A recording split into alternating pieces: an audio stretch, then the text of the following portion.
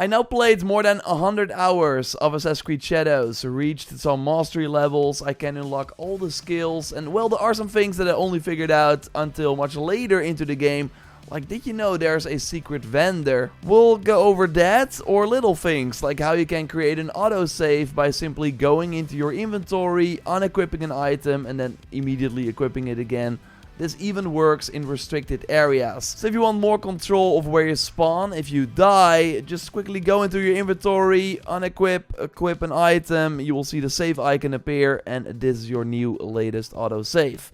But I also have some tricks for combat. Like, one thing is regarding the vulnerable state, that you can of course easily trigger with a perfect dodge, parry, or deflect in the case of Naoe, and then doing a charged light posture attack triggers the weak point hit for extra damage. But this also immediately removes the vulnerable state of the enemy. While in this orange state, the enemies cannot do anything back, and you likely have a couple of items that increase your damage against vulnerable enemies. So it's way smarter to deal a few quick hits and then do the weak point attack to maximize your damage and adrenaline gain. And this can be light but also heavy attacks, by the way. Although there is an issue right now where if you do a heavy attack on a vulnerable enemy with the Tento, the glow disappears, but they're still vulnerable, so you can still do that weak point attack. And yes, you can make this even better with the Shinobi's Fury that lets weak point attacks make enemies vulnerable a second time. So deal a bit of damage, weak point attack, enemies vulnerable again, a few attacks, and weak point attack to finish them off. Actually, an insane 1v1 trick against bosses is using the Shadow Piercer ability to make the enemies vulnerable, do some hits, weak point hit, hit again, do the weak point hit,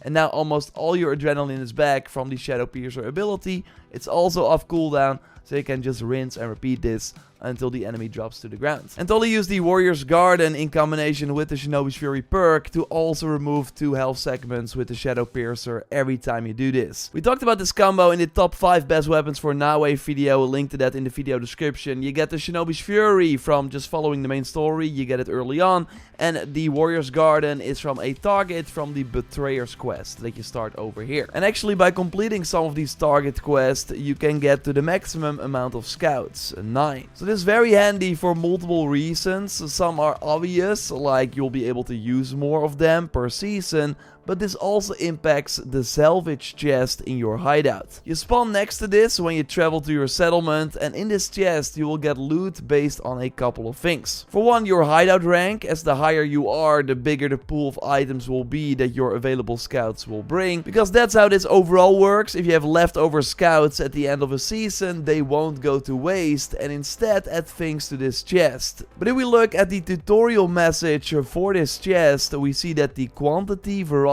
and quality of these items depends on the number of scouts available as well as the hideout's level. So yes, with the maximum of 9 scouts, you can get the most out of this chest. Like, I rarely get stockpiles now, but instead save my scouts for this chest every season, because it can even include purple items with the highlighted stats that are 10% higher than other items on the same level. And as I told you in my mistakes video that I will leave a link to in the video description, sometimes these purple items are better to use than legendary gear. Now, pro tip, save before opening this salvage chest. If you don't like what you got, then you can just reload the save you just made and loot the chest again for completely different items. Sometimes the chest also gives you multiple gear drops versus another time you open it, so good to keep that in mind. And keep opening the chest every season, because it can get full and then you miss out on rewards. You get the first 3 scouts early in the game, also by following the Finding New Allies mission, build a study and fully upgrade it to get 3 extra scouts. You can also get a scout from completing the T-Balls mission in Kyoto by buying all the T-Balls, then invite your friends for the ceremony, otherwise you cannot get the extra scout. You also get a scout for completing the Fox and the Pirate Alliance targets, and defeat a student that you can duel after completing a part of the Mourner main mission. Then look up Nobitsuna over here on the map, and then you want to go after the Monotoshi target over here. Now you have all the 9 scouts. And by the way, if you like the video so far, leave a like, that would really help me out. And subscribe for more Shadows content like this. Now, you should not completely sleep on the stockpiles after fully upgrading your hideout, because they can give you a ton of money. You can namely sell the hideout resources, and you in particular want to do that at a very secret vendor. They are called the itinerant vendor. On the map they will look like a port trader, but they are actually quite different, as they're not at docks of towns, but instead in random spots in the world. I now know about 3 spots that you can see right here, and shout out to Comfy Seafarer on Reddit for sharing this as well. But you have to be lucky that they show up at these locations, because it's sadly completely random and seems to change every season. You will only see the icon appear when you get close to it, so it's a bit of a trial and error. But why this vendor is so special is, for one, because they sell gold. You can use this to upgrade any item instead of spending crafting resources. As I told you before, I would hold on to these for future level cap increases, because I think the crafting materials required will then increase as well. But yeah, they're very rare, so it's kind of wild that you can buy them for 6,640. The real game changer here though is that you can also sell resources at this vendor at a much higher price than other port traders. Like, I get 30,000 for my crops here, while at the itinerant vendor I get 46,000, which is a huge difference. Now overall, the sell prices at these port traders differ per season, so good to keep that in mind as well.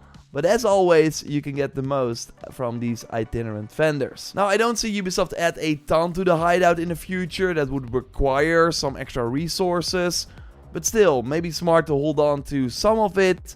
But I do think it's safe to sell most of it for a ton of cash when you encounter these shops. Another thing you maybe already noticed is that the ground strike is really strong in this game, so you want to use it the right way. If you namely throw an enemy on the ground when they still have armor, your ground strike will first break the enemy's armor and not deal any damage to the health. Like, even if the enemy has a tiny bit of armor left, you will break that first, so deal 0 damage to the health. So it's way smarter to focus on breaking the armor first and then do an ability that pushes the enemy on the floor.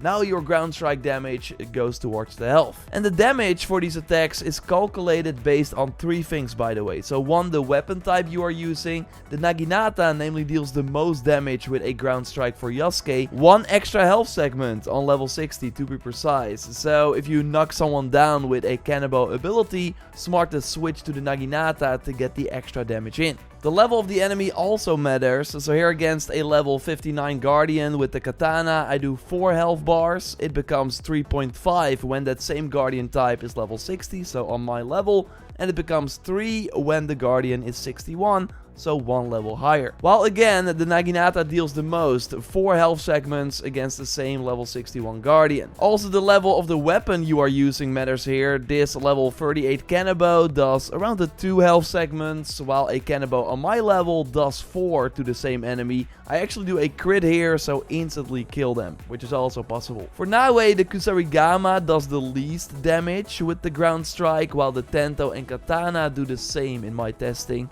And a great way to throw enemies down with her is, by the way, the lightning kicks ability that you can do with any weapon, and by upgrading that you can actually knock down multiple enemies. So remove their armor first and then bam bam, you can deal a lot of damage. Of course, if you found anything interesting while playing the game, let me know in the comments down below. If you know more about these secret vendors, of course I'm also curious to hear that. Subscribe for way more Shadows content. I will keep you up to date on all the DLC news, of course, as well. And check out the mistakes video for if you are curious by clicking on the screen. I will speak to you very soon. Goodbye.